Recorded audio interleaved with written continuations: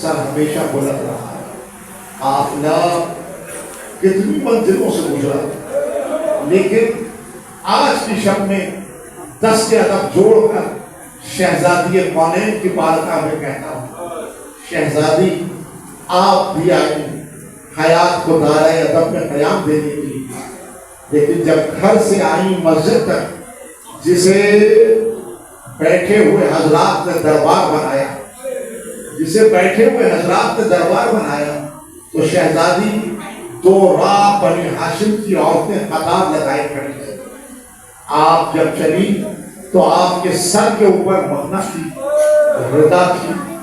شہزادی جب آپ چلی تو کنیزیں ساتھ ساتھ چل رہی تھی, لیکن شہزادی بعد شہادت حسین جب آپ کی بیٹی نے قدم آگے بڑھایا, جب آپ کی بیٹی نے قدم آگے بڑھایا تو اس کے سر پر ردا نہیں تھی, اس کے ہاتھ کھلے ہوئے نہیں تھے, اس کے ہاتھ پس گردن سے باندھے ہوئے تھے. ہاں دو راہ قطار لگا کے تو کوئی کیا کھڑا ہوتا, لیکن جہاں سے وہ گزر رہی تھی پتھر برس رہے تھے, انگارے برس رہے تھے. کوئی خاموش کیا ہوتا, آوازیں بلند تھی, تماشا دیکھنے والوں تماشا دیکھو, محمد کی نواسیاں جا رہی ہیں, علی کی بیٹیاں جا رہی ہیں, اور شہزادی اس ہنگام میں رات کے اندر جب آپ کے بیٹے کا سر جس نیزے میں تھا وہ کوئی کے ہاتھ سے چھوٹا اور زمین میں گڑ گیا, تو ایسے میں شمر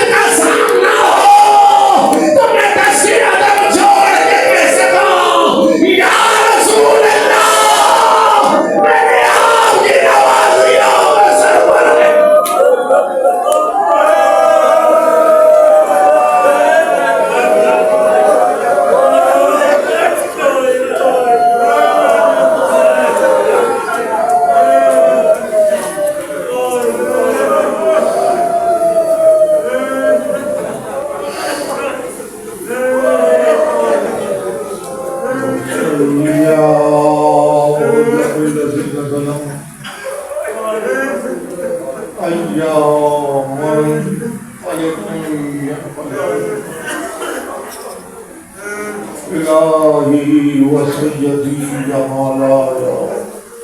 پروردگار ہماری اس عبادت کو اپنی بارگاہ میں قبول فرما پروردگار حاضرین مجلس کی جملہ حاجات شریعہ کو پروردگار مانعان مجلس کی توفیقات میں اضافہ فرما پروردگار مانعان مجلس کے مرحومین حاضرین مجلس کے مرحومین شہدائے ملت جعفریہ کے درجات کو بلند فرما انہیں اعلیٰ علمین میں جگہ نہ رکھا ان کے گناہانے قبیلہ و صغیرہ کو معاف فرما پروردگار مقامات مقدسہ کی حفاظت فرما پروردگار ملت کو متحد رکھ مملکت کی حفاظت فرما ظہور حضرت حجت میں تاجیل فرما ماتم حسین